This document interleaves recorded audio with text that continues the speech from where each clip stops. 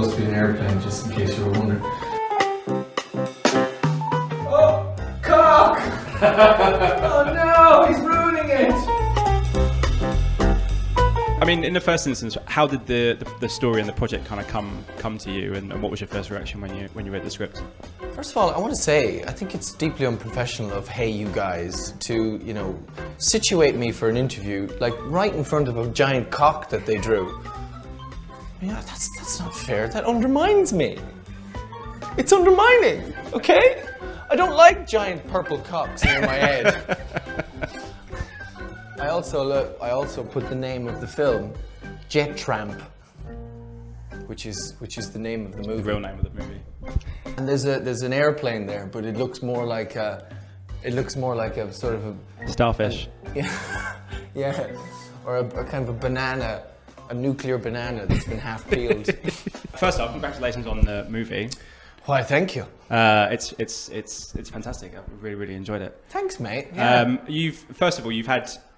You're obviously the movie's going to be coming out in a few weeks in December, but obviously you've been to Edinburgh and had the festival there. Was that the first time you'd shown the film to kind of an audience? It was the first time we showed the film to an audience, yeah, and it was interesting because we got quite a mixed reaction. I mean, often with film festivals, you have all the people there who are there to support you and encourage you and go, "Well done, it was brilliant. It was brilliant." And people who meant it, really and truly. And then there were people who were like, "But wait, why was it Christmas?"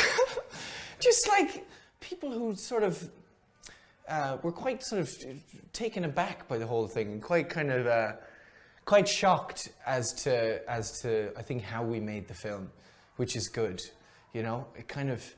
It left some burgeoning questions in people's minds, like, did we actually kill that cow? And I'm not going to answer that. You'll never know.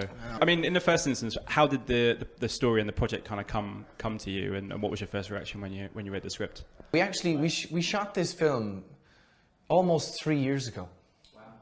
And due to I think post-production arguments and everybody fighting for what they wanted, and the fact that we had largely run out of money at that point meant that the post-production part of things sort of went on longer than we thought. But it was to the good, because there got to a point in the post-production where I was away and they were back, and we were essentially on a deadline, and that deadline meant we had to be fully picture locked, which meant, of course, editing, and then you could start sound production and all that stuff, effects.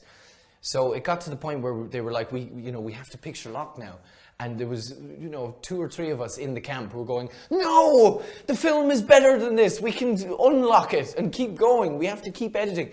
So then we searched within ourselves as to how to make the film better, and then we asked a few other people whose opinions that we respected, and so all of that process took, a good 1.5 to 2 years, and then we got into post-production. So the film took a long time to get finished, but I think it was all the better for it. Yeah. And you're one of the producers as well, so you must have been part of the process all the way through.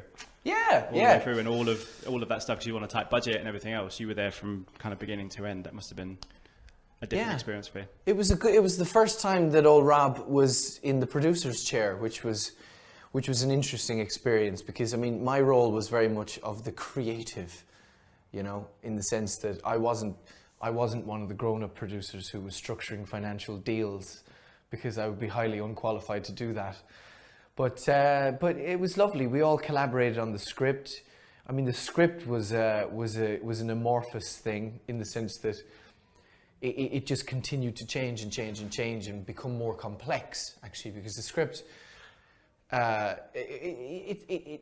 it's certainly the complexity of it grew as we got closer to filming, and then so that required all of us throwing in ideas, adding elements to it, and sort of trying to round out the characters and make them as real as possible, and not just make a sort of an A to B thriller.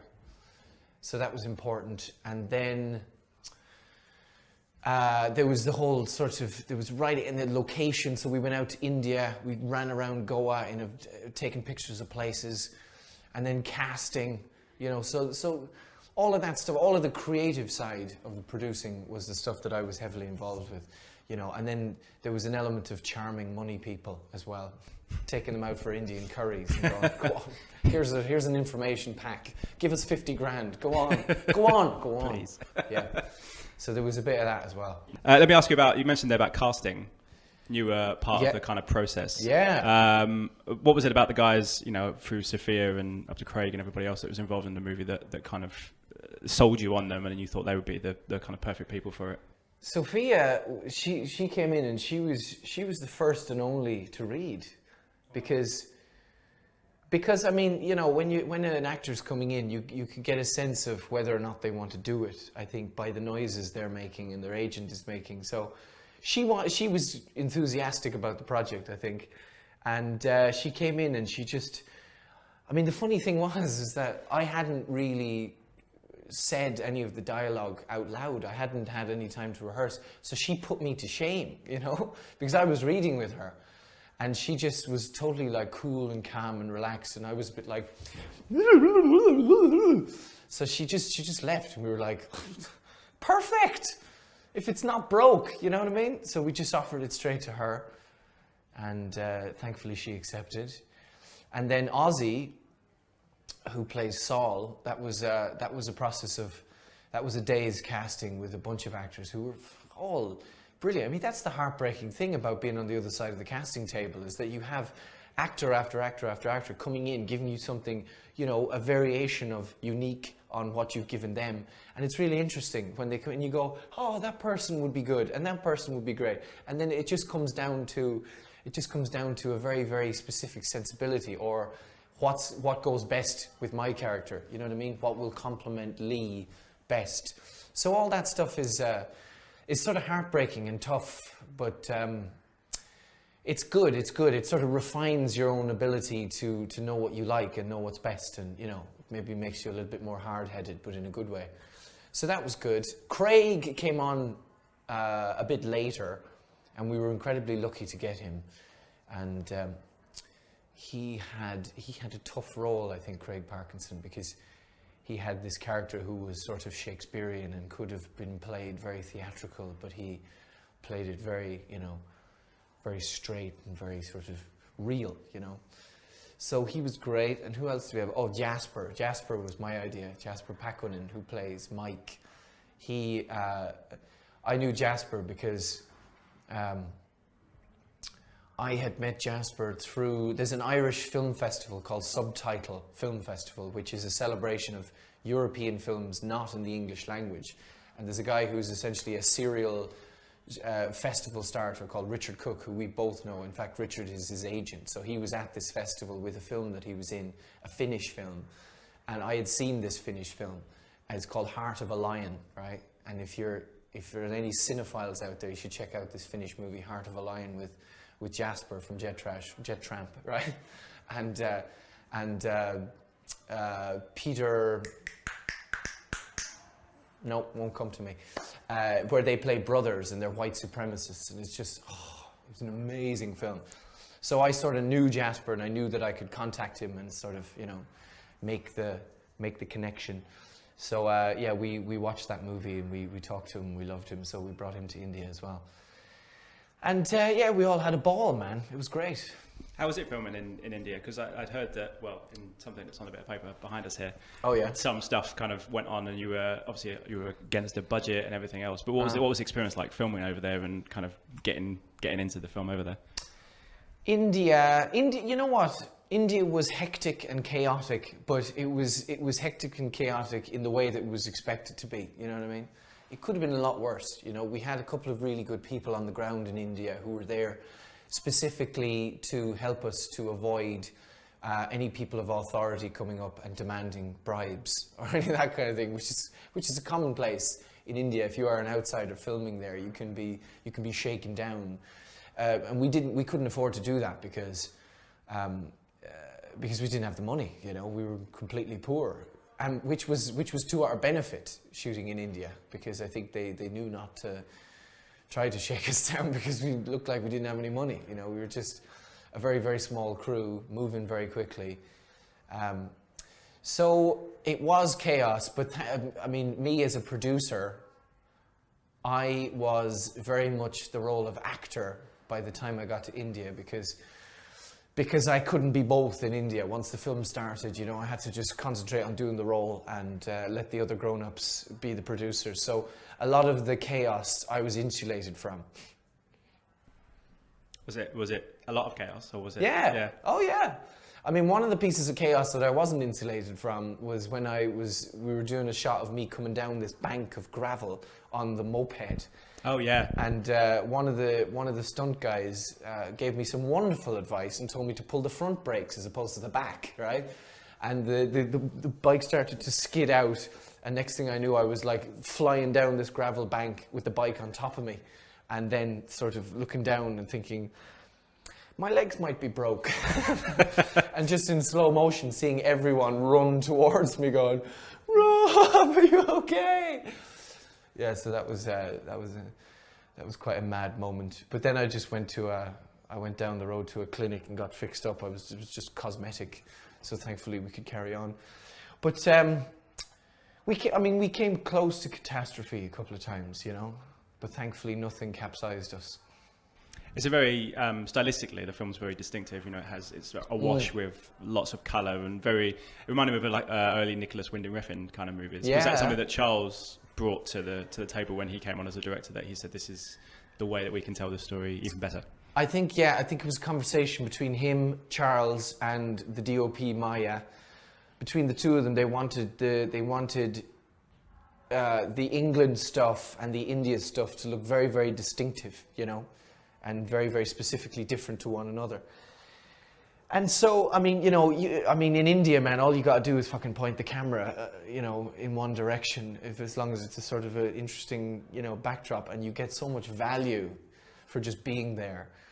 And then the kind of, in the post-production, the grade was when the sort of surreal colouring started to happen. So I think that was when himself and Maya really started to play with colour and surrealism, because the film is surreal, you know. The film goes from sort of real to kind of surreal, in the sense that it starts off in a very kind of sort of, there's essentially a business transaction that goes wrong in the UK, you know, and where it ends them up is this sort of bizarre, you know, completely sleep deprivation, bizarre kind of on the run situation where they're kind of fighting for their lives in the wastelands of India. And it just, so the film, I think, as it goes on, takes a more and more surreal kind of place, and I think the colouring of the film reflects that. So a fun time for the characters to spend Christmas. Over that 2-day period where you start on Christmas Eve, and then by Boxing Day you're where you are. To be honest, most of my Christmases are spent sat on my parents' couch, like despondent, eating chocolate. So, you know, it'd be a welcome change. And now you've got to a point where the film, you know, you've had this 3-year journey, and now the film's about to come out in cinemas. Yeah. As a producer and an actor, you must be so delighted that you're now at that point where you get to show audiences and everything. It's brilliant, man, because to be honest, you know, because it was a long time coming, this stage, you know, a part of you goes, oh, are we ever going to get there? Are we ever going to get a good distribution? Are we ever going to, is this film going to see the light of day? Because, you know, you guys and I well know that there are lots of films that don't. So I'm just absolutely ecstatic about the film coming out, you know. And I'm really proud of the film, you know. I love the performances. I love how the film is. It's beautiful. It's just, it's like a lovely chapter from my life, you know. It represents that. So it's lovely that we get to show it off to the world, yeah. And you've been a busy man in other stuff as well. You've got Fortitude Series 2, I think you're involved with on Sky, which must have been a very different challenge. Indeed. And then you've worked with Dean Devlin, is that correct, on his new big movie? Dean the Devil Devlin, yeah. How has that been going from this movie that you spent so much time personally on to go to these kind of bigger projects? Good, yeah, good. I'm actually not. I'm starting that film with Dean next month, Bad Samaritan. Yeah, I'm doing a movie in Berlin, which is also a big, exciting thing. It's cool. And it's been really fun. Yeah, so Fortitude is coming out in January, I believe, which is quite fitting because, you know, it's set in the Arctic wilds and everybody will be, you know, sat in their couches with their pajamas on, watching, hopefully. How was it working with Dennis Quaid? What a legend. Do you know what? It's just such a shame because, you know, like TV shows, because they have all their own sort of strands of story, you tend to intersect very rarely with the other parts of the show, you know. So the only time, I mean, I did one scene where technically me and Dennis Quaid are in it, but I was on the outside of a pub and he was on the inside. And then it sort of becomes a chase, and then he's sort of chasing me through the wilds. So we don't really have, you know, we didn't really have anything together, unfortunately. But hanging out with him was cool, man. Every night at the hotel, he was like banging out tunes on the guitar and the piano, blues. You think he's still a little bit Jerry Lee Lewis, you know what I mean? Great Balls of Fire. Balls of Fire, classic film. Oh yeah, classic. So that was fun. That was great. It was a lovely project. It's one of them projects where you go off to the middle of nowhere and you're all sort of thrown together and you have to get on because you're family for like, you know, a stretch of time. Yeah. So yeah, and it was a very different challenge because I mean the character that I play in Fortitude is really bizarre and extreme, and the challenge was to kind of again make it real, you know. I mean, Fortitude's foundations are in horror and sort of supernatural sort of, I don't know. I mean, it's at its core, it's a graphic novel, you know. It's a really strange show. So I think there's an importance to bring an element of reality to it. Yeah. So in my character, I mean, I don't know what I'm supposed to say and what I'm not supposed to say, you know what I mean? I'm telling you, man, these institutions that we actors work for, hey, you guys, I tell you, I play a shaman character who has come to the town and is shaking things up. I'm being all vague, you know. It's good to be vague. Exactly. No spoilers and stuff. Get people interested, yeah. It'll wet your whistles and you'll actually watch the show. Just finally, I was going to ask you before we wrap up, was it good to get back into TV after obviously having quite a lot of success with Misfits, going into something with Fortitude? And do you enjoy doing the bigger projects, or would you prefer to go back to something a bit smaller like Jet Trash in the future?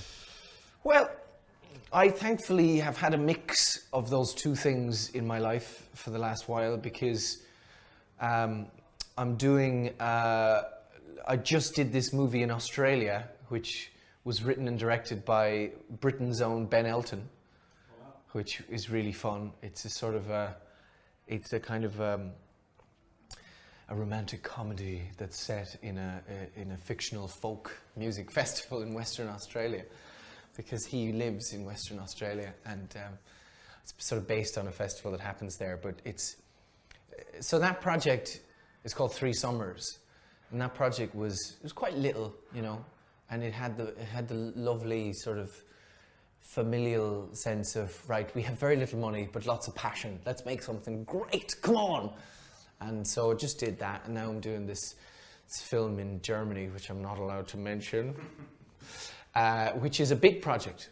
And so, but again, the thing is, right, that when you actually get onto the set of a thing, you know, you've gone through all of the stages of, right, this is what we're going to make you look like, and this is what we're going to, you know, this is essentially when you created all the hair and makeup and costume and stuff, that's where you see the money. You know, and where they drive you around and what sort of hotel they put you in, right? That's where the money, and obviously on set too, but I just mean, you know, the frequency of how you film something doesn't change, you know, between Fortitude and, you know, a big movie or a small movie. Essentially, everybody's up against the clock, and so everybody has to film the same sort of speed. So really, as an actor, after a while, there really is quintessentially no difference in acting in either, you know. So the preference, I mean, yeah, I like nice hotels. I like to have a nice per diem, you know. I like the travel. So it's nice to have a mix, I suppose, you know. I think I started off with a different point, but then ended up somewhere completely different. Lots to look forward to, though. Loads to look forward Loads to, look yeah. forward to. Must be very exciting. You're going to have like an there's going to be like an overflow of Rob in 2017, man. Oh! There'll be a Rob orgy. Small screen, big screen, little tiny iPhone screen, whatever you masturbate to, right? Whatever your machine is that you wank near, don't worry, I'll be on it soon. Listen, good luck with the movie and Jet Trash and everything else. You can say hello if you want to the camera. Just, yeah, but you've got to leave that in. That was fun. Thank you so much for your time. I'll give you a handshake. Thank you so much for your time. That was great.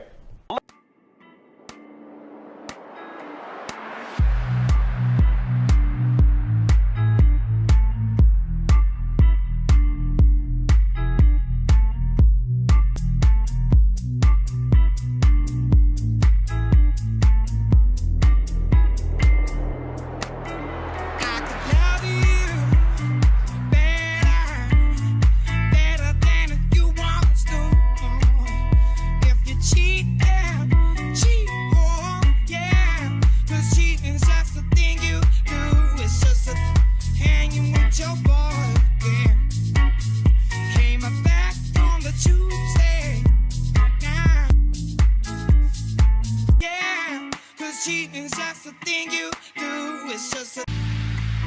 So you Sunday came back on the Tuesday.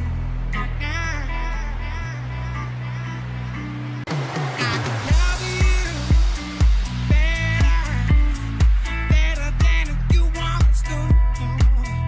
If you cheat, cheating's just a thing you do. It's just a thing you do, yeah. So you Sunday, Monday, hanging with your boy again. Came back on the Tuesday. We need to talk now, baby. So seriously, alright. You done something so